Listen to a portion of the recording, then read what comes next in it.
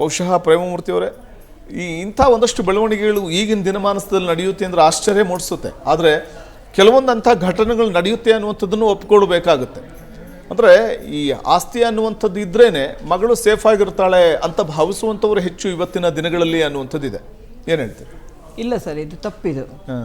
ಯಾವಾಗ ಒಂದು ಹೆಣ್ಣು ನಿಮ್ಮ ಅತ್ತೆ ಮಾವನ ಆಸ್ತಿಯಲ್ಲಿ ನನಗೆ ಪಾಲು ಬರಬೇಕು, ಆಸ್ತಿ ಇದ್ರೇ ನಾನು ತಾಳಿ ಕಟ್ಟಿಸ್ಕೊಳ್ಳೋದು, ಅಥವಾ ಆಸ್ತಿ ನನ್ನ ಮಗಳಿಗೆ ಹೆಸರು ಬರ್ಕೊಟ್ರೇ ನನ್ನ ಮಗಳನ್ನ ನಿಮಗೆ ಕೊಡೋದು ಅಂತ ಅಂದಾಗ ಇದು ಸಂಬಂಧ ಅಂತ ಅನಿಸಲ್ಲ ಸರ್. ಒಂದು ಕುಟುಂಬದ ಎರಡೂ ಕಡೆಯ ಸಂಬಂಧ ಅನ್ನಿಸ್ಕೊಳ್ಳಲ್ಲ, ಎರಡೂ ಕುಟುಂಬಗಳ ವ್ಯವಹಾರ ಅನ್ನಿಸ್ಕೊಳ್ಳುತ್ತೆ, ಪಕ್ಕಾ ಬಿಸ್ನೆಸ್ ಅಂತ ಅನ್ನಿಸ್ಕೊಳ್ಳುತ್ತೆ. ನನಗೆ ಅತ್ತೆ ಮಾವನ ಆಸ್ತಿನಲ್ಲಿ ನನಗೆ ಬರ್ಕೊಟ್ರೇ ನಾನು ನಿಮ್ಮನ್ನೇ ಸೊಸೆ ಆಗ್ತೀನಿ ಅಂತಂದವಳು ಅವಳ ಮನಸ್ಸಲ್ಲಿ ಸಂಬಂಧಕ್ಕೆ ಬೆಲೆ ಇರಲ್ಲ, ಸಂಬಂಧಕ್ಕೆ ಆಕೆ ಬೆಲೆ ಕೊಡಲ್ಲ. ಬಹುಶಃ ಈ ಮಾಂಗಲ್ಯಂ ತಂತು ನಾನೇನ ಹೇತು ನಮ್ಮ ಮಮ ಜೀವನ ಅರ್ಥನೇ ಇಲ್ದಂಗ ಖಂಡಿತ ಸರ್. ಮದುವೆಗಳು ಸ್ವರ್ಗದಲ್ಲಿ ನಡೆಯುತ್ತೆ ಅಂತ ಹೇಳ್ತಾರೆ. ಅಂಥದ್ರಲ್ಲಿ ಈ ಹೆಣ್ಣು ಮಕ್ಕಳು ನನಗೆ ಅತ್ತೆ ಮಾವನ ಆಸ್ತಿನಲ್ಲೇ ನಾನು ಇರ್ತೀನಿ ಹಾಗಂತ ಅವಳು ದುಡ್ಡು ಕೇಳೋದ್ರಲ್ಲಿ ತನ್ನ ಅಸ್ತಿತ್ವನ ಉಳಿಸ್ಕೊಳ್ಳೋದ್ರಲ್ಲಿ ತಪ್ಪು ಅಂತ ನಾನು ಹೇಳೋದಿಲ್ಲ. ಆಕೆ ಭದ್ರತೆಗೂ ಬೇಕು. ಹಾಗಂತ ನಿಮ್ಮ ಆಸ್ತಿನೆಲ್ಲ ನನ್ನ ಹೆಸರು ಬರ್ಕೊಡಿ, ನಾನು ಹೆಸರು ಬರ್ಕೊಟ್ರೇ ನಾನು ತಾಳಿ ಕಟ್ಟಿಸ್ಕೊಳ್ತೀನಿ ಅಂತ ಅನ್ನೋ ಒಂದು ಯುವತಿಯ ಮನಸ್ಸಲ್ಲಿ ಇವತ್ತು ಯಾವುದೋ ಒಂದು ದುರುದ್ದೇಶ ಇದೆ ಅಂತ ಅನಿಸುತ್ತೆ. ಎಲ್ಲ ಹೆಣ್ಣು ಮಕ್ಕಳಿಗೂ ಇದು ಅನ್ವಯಿಸೋದಿಲ್ಲ, ಎಲ್ಲ ಹೆಣ್ಣು ಮಕ್ಕಳು ಈ ಥರ ಕೇಳೋದು ಇಲ್ಲ. ಯಾಕಂದರೆ ಅತ್ತೆ ಮಾವನ ಆಸ್ತಿನಲ್ಲಿ ಈಕೆಗೆ ಆಟೋಮೆಟಿಕ್ಲಿ ಬಂದೇ ಬರುತ್ತೆ, ಅವಳಿಗೆ ಗಂಡಗೆ ಬರುತ್ತೆ, ಗಂಡನಿಂದ ಇವಳಿಗೆ ಬಂದೇ ಬರುತ್ತೆ, ಅಥವಾ ತನಗೆ ಮಕ್ಕಳಾದರೆ ಮೊಮ್ಮಕ್ಕಳಿಗೆ ಅಜ್ಜಿ ತಾತನ ಆಸ್ತಿನಲ್ಲಿ ಬಂದೇ ಬರುತ್ತೆ.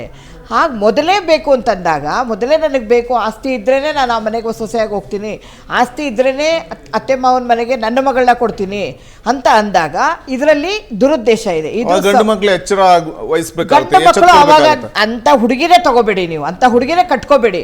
ಈಗ ನಿಮ್ಮ ತಂದೆ ತಾಯಿ ನೋಡಿ, ಅವಳು ಆಸ್ತಿನ ಒಂದು ಟೈಮಲ್ಲಿ ಅಕಸ್ಮಾತ್ ಆ ಹುಡುಗಿಗೆ ಬರ್ಕೊಟ್ರು ಅಂತಂದರೆ ಅವ್ರು ಬೀದಿ ಪಾಲೆ, ಅವ್ರು ನಿಜವಾಗ್ಲೂ ಔಟ್ ಆಫ್ ಕೇರ್ ಆಫ್ ಪುಟ್ಬಾತೇನೆ ಅವರು.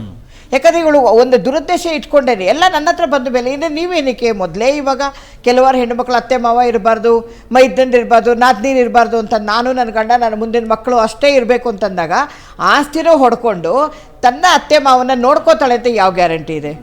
ಅದನ್ನು ನೋಡ್ಕೊಳ್ಳೋದಂತೂ ಗ್ಯಾರಂಟಿ 100% ಇಲ್ಲವೇ ಇಲ್ಲ. ಇವಳು ಯಾವುದೋ ಒಂದು ದುರುದ್ದೇಶದಲ್ಲಿ ಏನೋ ಮಾಡಬೇಕು ಅಂತ ಹೊರಟೇನೆ ಆಸ್ತಿನ ಹೊಡ್ಕೊಳ್ಳೋದ್ರಲ್ಲಿ ನಿಸ್ಸಿಮ್ಲಾಗಿರ್ತಾಳೆ ಅಂತ. ಅಂದರೆ ಎಲ್ಲ ಹೆಣ್ಣು ಮಕ್ಕಳು ಹಂಗೆ ಮಾಡೋದಿಲ್ಲ. ಯಾಕಂದರೆ ಆಟೋಮೆಟಿಕ್ಲಿ ಅದು ಬಂದೇ ಬರುತ್ತೆ. ಇವಳು ಕೇಳೋದೇ ಬೇಡ. ಅತ್ತೆ ಮಾವ ಪ್ರೀತಿಗೆ ಬೆಲೆ ಕೊಟ್ಟರೆ, ಸಂಬಂಧಕ್ಕೆ ಬೆಲೆ ಕೊಟ್ಟರೆ, ಸಂಬಂಧಕ್ಕೆ ಇವಳು ಗೌರವ ಕೊಟ್ಟರೆ, ಎಲ್ಲಿ ತನ್ನ ಮನೆ, ತನ್ನ ಅತ್ತೆ ಮಾವ ತನ್ನ ತಂದೆ ತಾಯಿ ಥರ ತನ್ನ ಗಂಡನ ಕೇಳಬೇಕು, ನಿನ್ನ ವ್ಯವಹಾರ ಬೇಕಾ ಪ್ರೀತಿ ಬೇಕಾ, ನಿನಗೆ ಗೌರವ ಬೇಕಾ ಬಿಸ್ನೆಸ್ ಬೇಕಾ ಅನ್ನೋ ಕೇಳೋ ರೀತಿಯಲ್ಲಿ ಆಗೋಯ್ತು. ಇದು ಒಂಥರ ಬಿಸ್ನೆಸ್ ಬೇಕಾ ಗೌರವ ಬೇಕಾ, ಗಂಡ ಬೇಕಾ ಆಸ್ತಿ ಪಾಲ್ ಬೇಕಾ, ಆಸ್ತಿ ಪಾಲ್ ಬೇಕಾ ನನಗೆ ಅಂತ ಅನ್ನೋ ಥರ ಒಂದು ಇವಾಗ ಹೆಣ್ಮಕ್ಳದ್ದು ಆಸ್ತಿ ಬರ್ಕೊಟ್ರೆ ಮಾತ್ರ ಗಂಡ ಅಂತಂದ್ರೆ ಚೆನ್ನಾಗಿ ನೋಡ್ಕೊಳ್ಳೋದ ಅಂತ, ಇಲ್ಲ ನೋಡ್ಕೊಳ್ಳಲ್ವಾ? ಇಲ್ಲ ಸರ್, ಖಂಡಿತ ಇಲ್ಲ. ಇಂಥ ಹೆಣ್ಣು ಮಕ್ಕಳು ಯಾವುದೇ ಒಂದು ಮನಸ್ಸಲ್ಲಿ ಏನೋ ಒಂದು ಕೆಟ್ಟ ಭಾವನೆ ಇಟ್ಕೊಂಡೇನೆ ತನ್ನ ತಂದೆ ತಾಯಿನ, ಆ ಹುಡುಗಿ ತಂದೆ ತಾಯಿನೂ ಇದ್ರಲ್ಲಿ ಪಾಲ್ದಾರಾಗಿರ್ತಾರೆ, ಎಲ್ಲ ಪಾಲ್ದಾರಾಗೇನೆ. ನೀನು ಹೋಗಿ ಆಸ್ತಿ ಮೊದಲು ಹೊಡ್ಕೊಂಡು ಬಂದ್ಬಿಡು ಆಮೇಲೆ ನೋಡ್ಕೊಳ್ಳೋಣ ಅಂತ. ಯಾವಾಗ ಹುಡುಗಿ ಆ ಮನಸ್ಸಲ್ಲಿ, ತನ್ನ ತಂದೆ ತಾಯಿ ಆ ಮನಸ್ಸಲ್ಲಿ ಆ ಒಂದು ಭಾವನೆ ಬರುತ್ತಲ್ಲ, ಆಕೆಗೆ ಗಂಡ ಬೇಕಾಗಿಲ್ಲ, ದುಡ್ಡು ಮಾತ್ರ ಬೇಕು, ಆಸ್ತಿ ಮಾತ್ರ ಬೇಕು, ಗೌರವಕ್ಕೆ ಬೆಲೆ ಇಲ್ಲ, ಸಂಬಂಧಗಳಿಗೆ ಗೌರವ ಇಲ್ಲ, ಸಂಬಂಧಗಳು ಇವತ್ತು ಸತ್ತು ಹೋಗುತ್ತೆ ಅವಳ ಪಾಲಿಗೆ. ತನಗೆ ಆಸ್ತಿ ಬಂದಿದೆ, ತಾನು ಐಷಾರಾಮಿ ಜೀವನ ಮಾಡಬೇಕು, ಅತ್ತೆ ಮಾವನು ಬೇಡ, ಅತ್ತೆ ಮಾವನ ನೋಡ್ಕೊಳ್ಳೋದು ಬೇಡ ಅಂತೇಳಿ ಅವಳಿಗೆ ನಿಜವಾಗ್ಲೂ ಅತ್ತೆ ಮಾವನ ಕೇರ್ ಆಫ್ ಪುಟ್ ಮಾತು ಮಾಡೋದ್ರಲ್ಲಿ ಇವತ್ತು ಎಷ್ಟೋ ಹೆಣ್ಣುಮಕ್ಕಳು ಆದರೆ ಆ ಥರ ಹೆಣ್ಣುಮಕ್ಕಳು ಇವಾಗ ಸ್ವಂತ ಮನೆ ಹೆಣ್ಣುಮಕ್ಕಳು ಇವಾಗ ಆ ಥರ ಬಂದಿದ್ದಾರೆ. ತಂದೆ ತಾಯಿ ಆಸ್ತಿ ತಗೊಳ್ಳೋದು, ರೋಡ್ಗೆ ಹಾಕೋದು. ಓಕೆ, ಅಂದ್ರೆ ಸ್ವಂತ ತಂದೆ ತಾಯಿನ ಆಸ್ತಿ ಎಲ್ಲ ಬರ್ಕೊಂಡು ಬಲವಂತವಾಗಿ ರೋಡಿಗೆ ತಳ್ಳಿರೋದನ್ನ ನಾವು ಕಣ್ಣಿಂದ ನೋಡಿದ್ದೀವಿ, ನಾವೇ ಹೋಗಿ ರಕ್ಷಣೆ ಮಾಡಿದ್ದೀವಿ. ಇದು ಭಾಳ ವಿಚಿತ್ರ ಆಗ್ತಾ ಇದೆ ಸರ್. ಈಗ ಬರ್ತಾ ಎಲ್ಲ ತುಂಬ ವಿಚಿತ್ರ, ಸಂಬಂಧಗಳಿಗೆ ಬೆಲೆ ಇಲ್ಲ.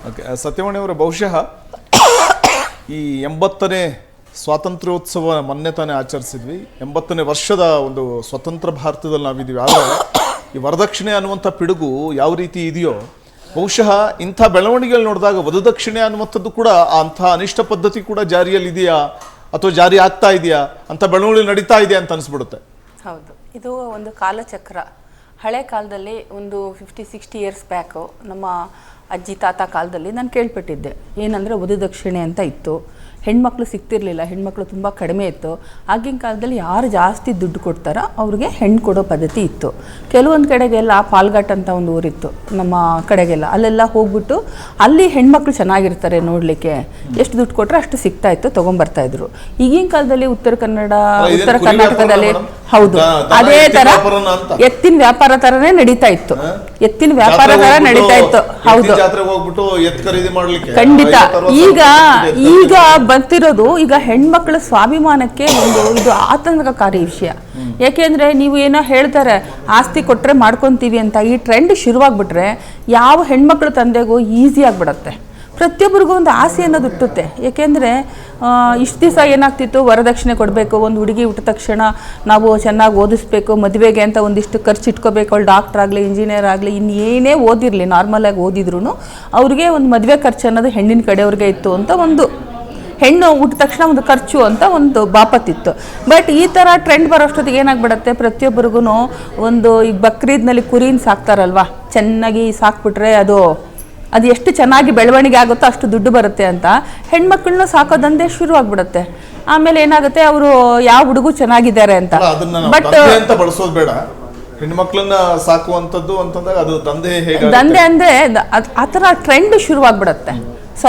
ಟ್ರೆಂಡ್ ಶುರುವಾಗುತ್ತೆ. ಯಾಕೆಂದರೆ ಅವ್ರಿಗೆ ಹೆಣ್ಮಕ್ಳನ್ನ ನಮಗೆ ದುಡ್ಡು ಬರುತ್ತೆ, ಆಸ್ತಿ ಬರುತ್ತೆ, ಈಸಿ ಮನಿ ಮಾಡ್ಬೋದು ಅಂತ.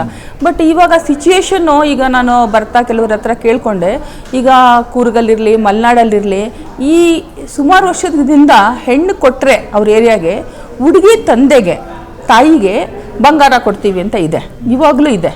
10 ತೊಲ, 20 ತೊಲ, 50 ತೊಲ ಅಷ್ಟು ಬಂಗಾರ ಕೊಡ್ತೀವಿ, ನಮ್ಮ ಕಡೆಗೆ ನೀವು ಹೆಣ್ಣು ಕೊಡಬೇಕು ಅಂತ. ಅದು ಇವಾಗಲೂ ನಡೀತಾ ಇದೆ. ಈಗ ಸೋಷಿಯಲ್ ಮೀಡಿಯಾ ಇರೋದ್ರಿಂದ ಇದು ಸ್ವಲ್ಪ ಆಚೆ ಬಂದಿದೆ, ಬಟ್ ಎಲ್ಲರಿಗೂ ಅಲ್ಲ. ಆಮೇಲೆ ಎಜುಕೇಟೆಡ್ ಹೆಣ್ಮಕ್ಳಲ್ಲಿ ಇದು ಕಡಿಮೆ. ಯಾಕೆಂದರೆ ಅವಳು ಸ್ವಾಭಿಮಾನಕ್ಕೆ ಧಕ್ಕೆ ಬರುತ್ತೆ. ನಾನು ದುಡ್ಡು ಕೊಟ್ಬಿಟ್ಟು ಅವ್ರ ಆಸ್ತಿ ಬರ್ಸ್ಕೊಂಡಿದ್ದೀನಿ ಅಂದರೆ ಅವಳು ಗುಲಾಮ್ಲಾಗಿರ್ಬೇಕಾಗತ್ತೆ ಅವ್ರ ಮನೆಯಲ್ಲಿ. ಅದು ಎರಡೂ ಮುಖಗಳು ಇರುತ್ತೆ, ಒಂದೇ ಮುಖ ಅಂತ ಇರೋಕ್ಕಾಗಲ್ಲ. ಕೆಲವು ಹೆಣ್ಮಕ್ಳು ಇದರಿಂದ ಶೋಷಣೆಗೂ ಒಳಪಡೋಕ್ಕೆ ಅವಕಾಶಗಳಿರುತ್ತೆ. ಕೆಲವರು ಹೆಣ್ಮಕ್ಳಿಗೆ ಇದು ಪ್ರಾಬ್ಲಮ್ಮು ಆಗೋದಿಲ್ಲ. ನೀವು ಹೇಳ್ತಿರಲ್ಲ ಗೋಲ್ಡ್ ಡಿಗ್ಗರ್ಸ್ ಅಂತ, ಅವ್ರು ಬೇಕಂತಲೇ ದುಡ್ಡು ಹೊಡಿಲಿಕ್ಕೇನೆ ಈ ಥರ ಮಾಡೋದು ಇರುತ್ತೆ. ಬಟ್ ಏನೇ ಆಗಲಿ, ವರದಕ್ಷಿಣೆ ಆಗಲಿ, ವಧುದಕ್ಷಿಣೆ ಆಗಲಿ, ಎರಡೂ ನಮ್ಮ ಈ ಸಮಾಜಕ್ಕೆ ಆತಂಕಕಾರಿ, ಆಘಾತಕಾರಿ. ಇಂಥದ್ದು ಇರಲೇಬಾರ್ದು, ಎರಡೂ ಇರಬಾರ್ದು.